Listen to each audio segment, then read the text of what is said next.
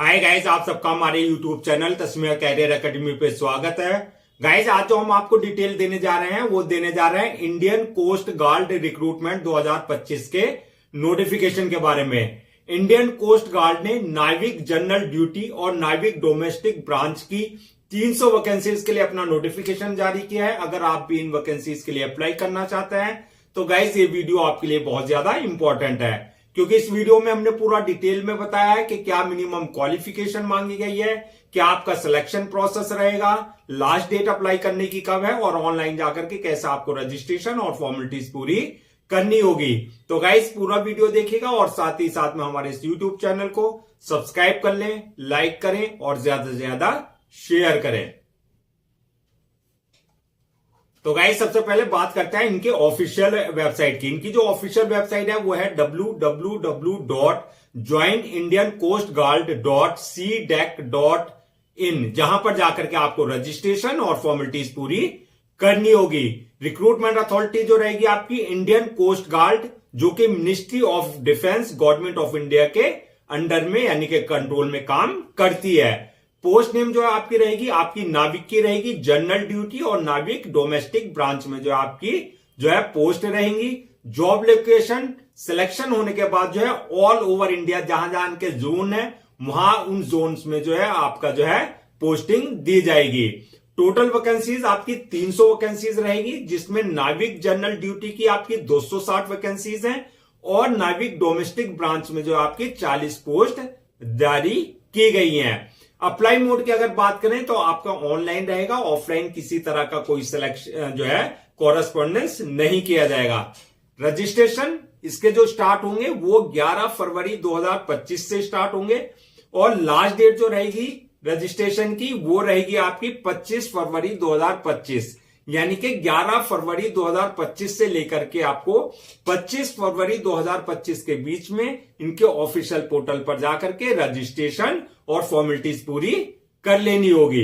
Exam date की अगर बात करें तो ये आपके अप्रैल 2025 के मिड या एंड में जो आपका एग्जाम कंडक्ट कराया जाएगा और एडमिट कार्ड आपका जो है एग्जाम से 2-3 दिन पहले आप इनके ऑफिशियल पोर्टल से जो है अपना एडमिट कार्ड डाउनलोड कर सकते हैं। अब बात करते हैं कि एप्लीकेशन फीस क्या रखी गई है। तो एप्लीकेशन फीस की अगर हम बात करें तो अगर आप जनरल, ओबीसी या ईडब्ल्यूएस इस कैटेगरी में आते हैं तो आपके लिए जो है 300 रुपए एप्लीकेशन फीस रखी गई है और अगर आप एससी एसटी में आते हैं तो आपके लिए जो है नील रखी गई है, यानी कि आप एग्जम्प्टेड रहेंगे, आपको किसी तरह की कोई एप्लीकेशन फीस देने की जरूरत नहीं है।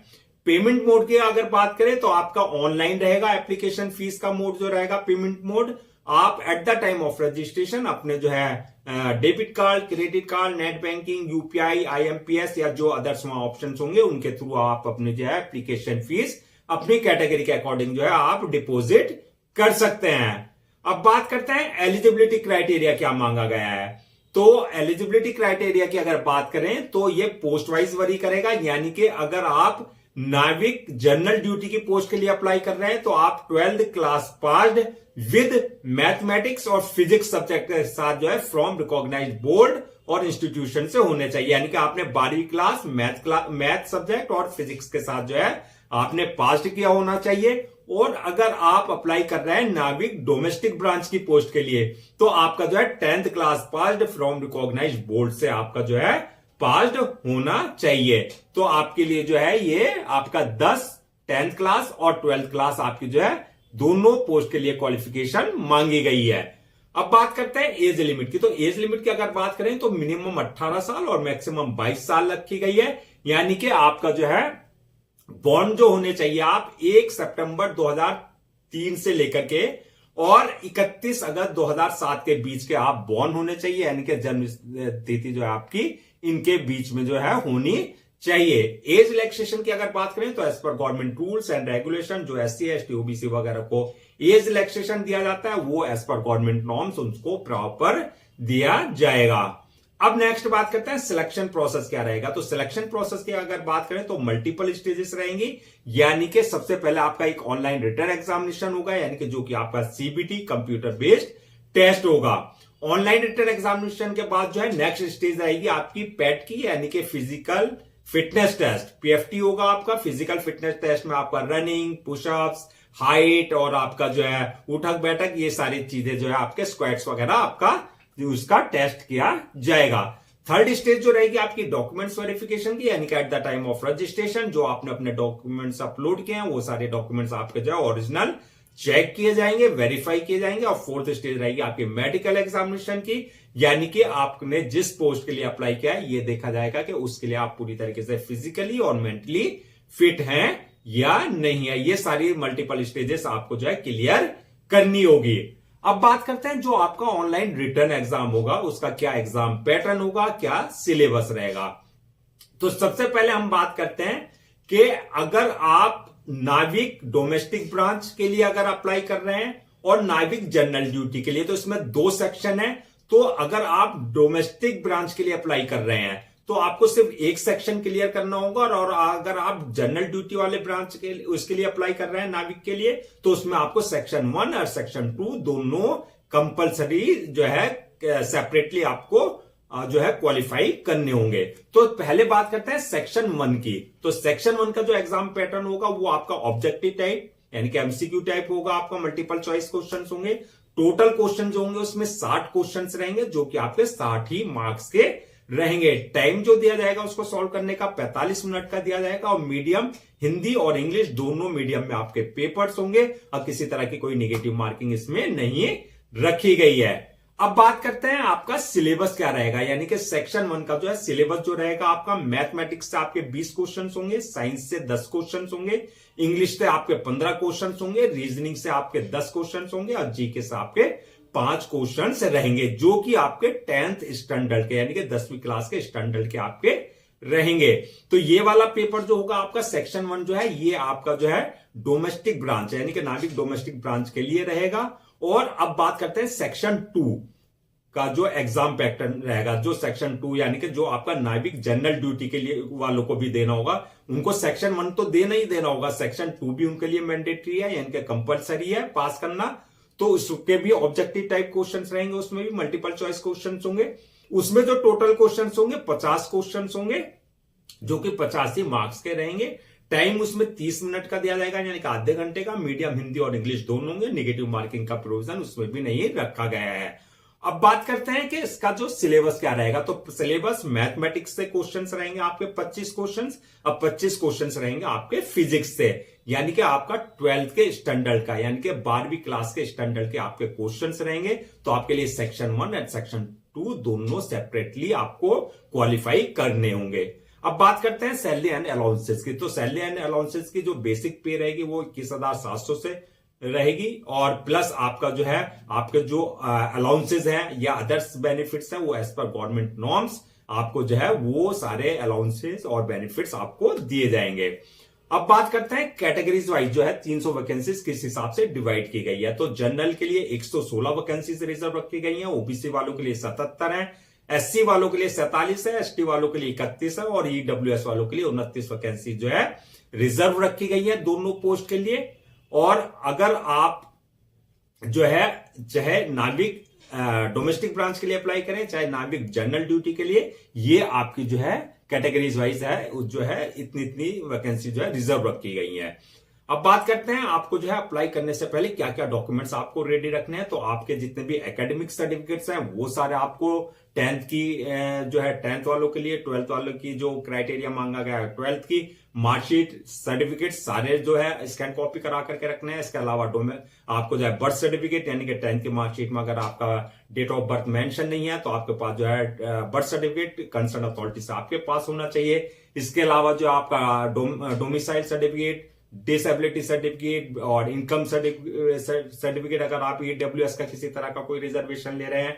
इसी तरह का जो है आपका कास्ट सर्टिफिकेट यानी कि एससी एसटी ओबीसी का अगर आप किसी तरह का कोई रिजर्वेशन ले रहे हैं कास्ट बेस्ड पे, तो आपका जो है कास्ट सर्टिफिकेट कंसर्न अथॉरिटी से आपके पास होना चाहिए। इसके अलावा जो आपका थंब इंप्रेशन, इसका सिग्नेचर और पासपोर्ट साइज फोटोज, और एक चीज और आपका जो है पासपोर्ट जो फोटोज है वो आपका लाइव भी कैप्चर किया जाएगा। At the time of registration. तो ये सारे डॉक्यूमेंट्स जो है आपको पहले से रेडी रखने हैं। अब बात करते हैं कि अप्लाई करने का क्या प्रोसेस रहेगा। तो अप्लाई करने का जैसे हमने बताया पूरा प्रोसेस ऑनलाइन रहेगा, ऑफलाइन किसी तरह का कोई कॉरेस्पॉन्डेंस नहीं किया जाएगा। तो ऑनलाइन अप्लाई करने के लिए सबसे पहले आपको उनके ऑफिशियल वेबसाइट www.joinindioncoastguard.cdac.in पर जाकर के आपको जो है विजिट करना है। वहां जब आप होम पेज पे जाएंगे, होम पेज पे जाने से पहले जाने पर जो है आप पहले देख लें कि आपने इनके ऑफिशियल पोर्टल पर अपने आप को अगर रजिस्टर्ड नहीं करा रखा है तो आप न्यू यूजर पर जाकर के वहां अपना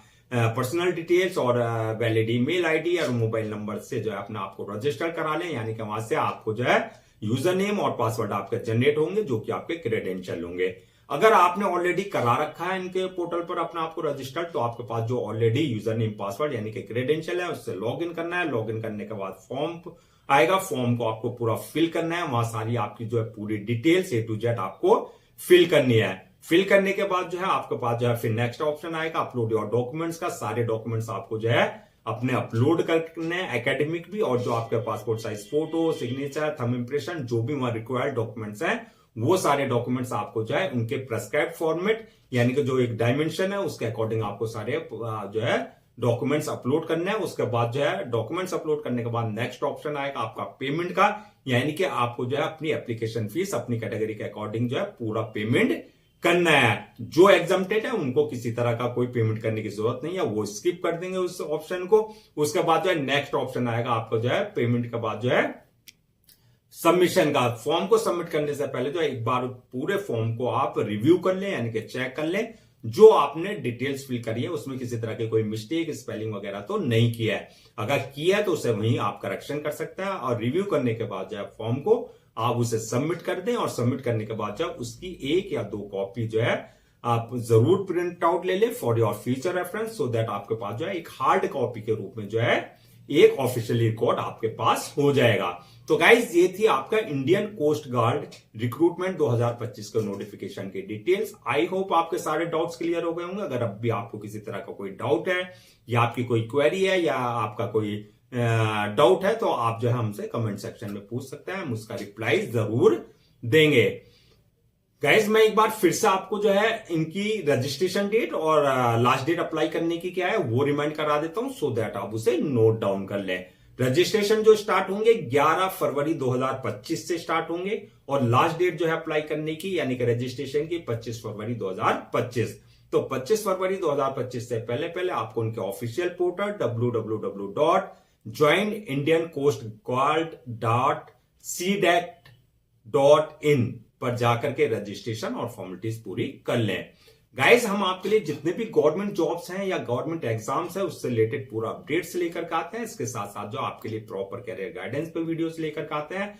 अगर आप भी चाहते हैं कि आपको प्रॉपर कैरियर गाइडेंस मिलती रहे और साथ ही साथ में आपको गवर्नमेंट जॉब्स और गवर्नमेंट एग्जाम्स के पूरे अपडेट्स मिलते रहे तो आप लोगों से मेरी रिक्वेस्ट है आप हमारे इस यूट्यूब चैनल को सब्सक्राइब कर लें, लाइक करें और ज्यादा से ज्यादा शेयर करें।